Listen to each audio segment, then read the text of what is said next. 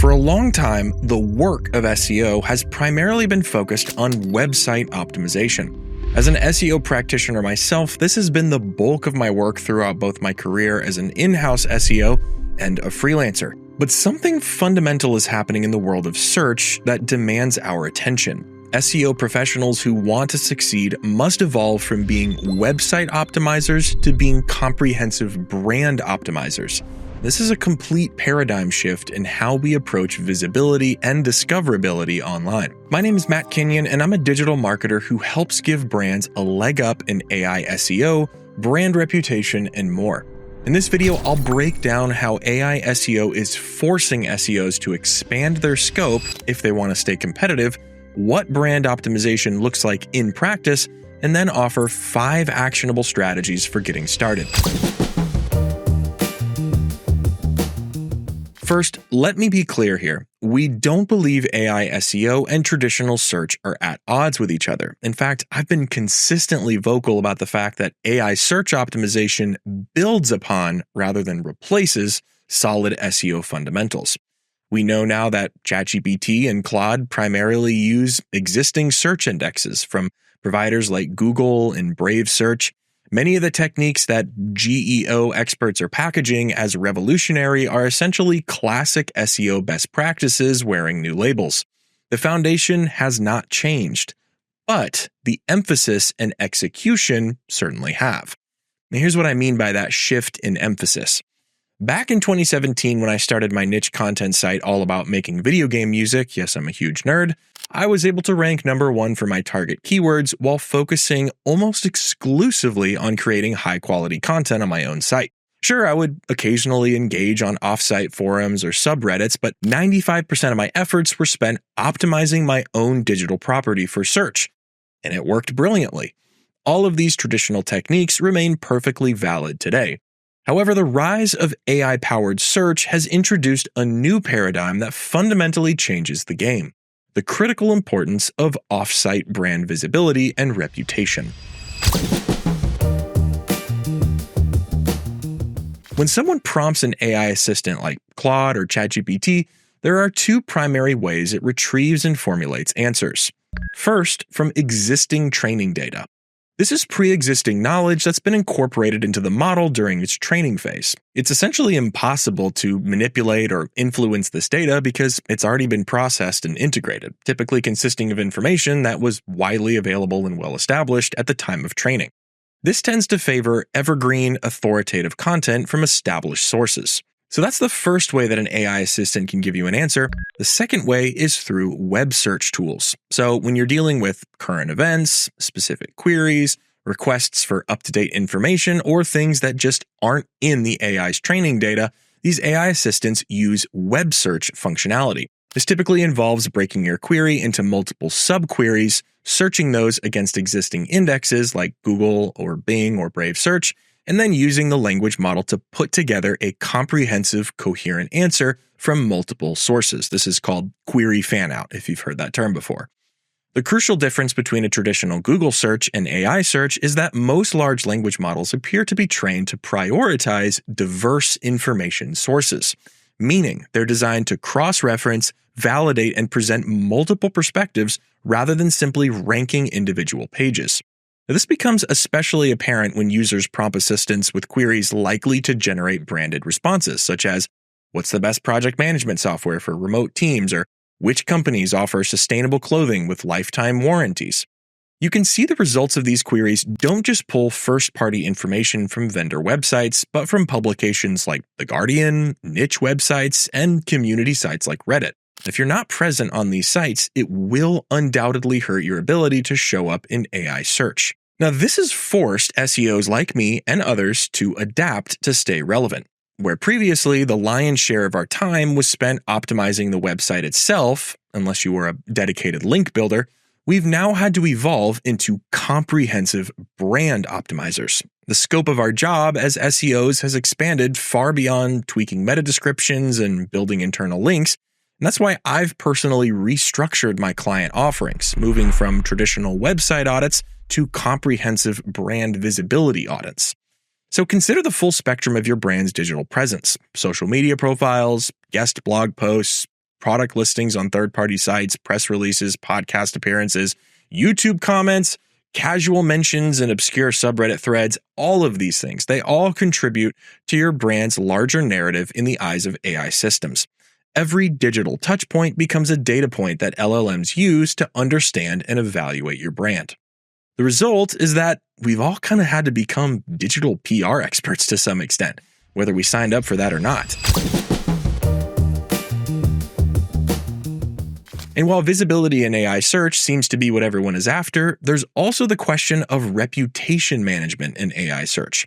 Because these AI assistants often synthesize customer reviews and first-hand accounts, forum discussions, and social media sentiment, they can effectively form and communicate opinions about your brand based on the aggregate of human feedback they discover. Now, but here's the concerning part, right? Not all of those reviews and mentions are timely, accurate, or even legit. ChatGPT might actively discourage potential customers from considering your products or services based on a coordinated review bombing campaign from 2 years ago, or outdated information about a product issue you've since resolved, or competitor-sponsored negative content, or even a single viral Reddit complaint that doesn't represent the typical customer experience. Now, the good news is that we can systematically uncover these reputation issues, identify those blind spots in how AI systems present your brand, and work to correct any misinformation that might be damaging your business. We go over all that in a video on the channel about how to do a branded GEO audit and uncover how AI truly feels about you. I'd highly recommend you check out that next. The link will be in the description. Transitioning from website optimization to comprehensive brand optimization doesn't need to be overwhelming. So here are 5 concrete strategies to implement immediately. First, conduct a comprehensive manual AI audit. Now, while there's no shortage of great automated AI visibility trackers out there, I still believe it's a valuable exercise to conduct a manual audit where you engage with your AI assistants exactly how your customers would. Start by developing 2 categories of prompts. First, unbranded prompts that address pain points without mentioning specific solutions. Things like, how can I reduce customer churn in my SaaS business? And how do I improve employee engagement in a remote work environment? Then you want to brainstorm some branded prompts to assess AI's current knowledge and sentiment about your brand. Things like, what do people say about your brand's customer service? Or how does your product compare to alternatives? Or is your brand worth the price? Test these prompts across multiple large language models like ChatGPT, Claude, Perplexity, Gemini, and meticulously record the results. Then you can feed that data back into a large language model for pattern analysis. This reveals which sources AI assistants pull from most frequently, where your competitors appear, and where you need to establish or strengthen your presence. We go over this entire process step by step in our video on conducting an AI audit, which you can watch next if you're interested, and you already know, links in the description. Second, optimize your revenue-driving pages for AI comprehension. So I recommend starting with your core money pages here. These are the primary sources that LLMs will reference for product features, pricing, and differentiators. For example, an unbranded search like CRM with the best email automation might pull from your features page. A branded search like does your brand integrate with Salesforce will likely reference your integrations or specifications page. The issue that I find is not that businesses have bad content on their money pages, it's that they don't have enough comprehensive content on their money pages. I mean, look at Apple's product pages as a gold standard. They lead with compelling features and benefits for the average user, then provide detailed specifications and technical information for those who want it. Here's some tips for structuring your content for optimal AI parsing. First, implement a clear hierarchical heading structure. That means one H1, logical H2s for major sections, and H3s for subsections. Next, ensure the content below each heading uses context-rich, descriptive language that stays on topic. We want context-inclusive language here that's easy for the AI assistants to pull. Next, include executive summaries like key takeaways or TLDR sections for complex topics. And next, avoid hiding crucial information behind JavaScript or dynamic loading, which AI systems struggle to parse. And lastly, use structured data markup to explicitly define product features, reviews, and specifications. Third, implement strategic brand seeding across the web. Use your brand audit results to identify high-value platforms where you need presence. Start with low-hanging fruit on user-generated content platforms where you can authentically participate. Things like industry-specific subreddits and forums, Quora and similar Q&A platforms, LinkedIn groups or discussions, GitHub if you have a technical product, or Product Hunt and similar discovery platforms. Contributing to all of these in a consultative, value-adding way, of course, will be a boon to overall brand visibility and presence in AI search results. Fourth, be intentional about strategic partnerships and collaborations. Not every brand in your space is a competitor. There are adjacent brands that speak to the same audience, but whose success doesn't in any way take away from yours. Now, these are perfect candidates for partnerships, because while the more introvert-coded among us would be much happier holing up and working on content, partnerships are truly a force multiplier, especially when it comes to AI search. I'm talking about things like guest posts on authoritative industry blogs, podcast appearances on shows your target audience follows, collaborative webinars with complementary brands, expert quotes in industry publications, speaking engagements at virtual and in-person conferences, or technical documentation contributions to open source projects if you've got a technical product. Each of these creates a citable source that AI systems can reference, expanding your brand's digital footprint and authority. Lastly, implement proactive reputation management. Don't wait for reputation issues to surface in AI responses.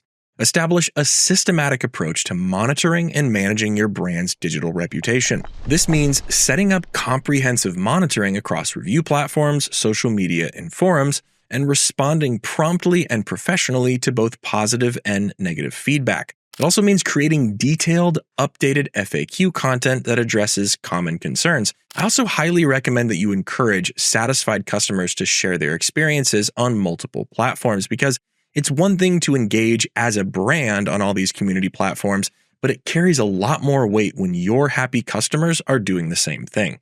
And lastly, it's important to address any outdated information by creating fresh, authoritative content that search engines and AI systems will prioritize. As AI systems grow more sophisticated and their training data becomes more current, success will belong to brands that maintain consistent, authentic presence across every platform where their customers might encounter them. Your owned website? It's just now one piece of a larger puzzle that includes review sites and forums and social platforms and news mentions and countless other touch points. So yeah, there's a lot to keep track of these days. But the most important thing is to remember that the brands that consistently study and serve their audiences, whether on their own sites or on the internet at large, those are going to be the brands that will win, regardless of whatever the marketing world throws our way. So if you want to learn more about staying up to date on the ever-changing world of search and digital marketing, you can check out this video next. Thanks so much for watching, and happy ranking.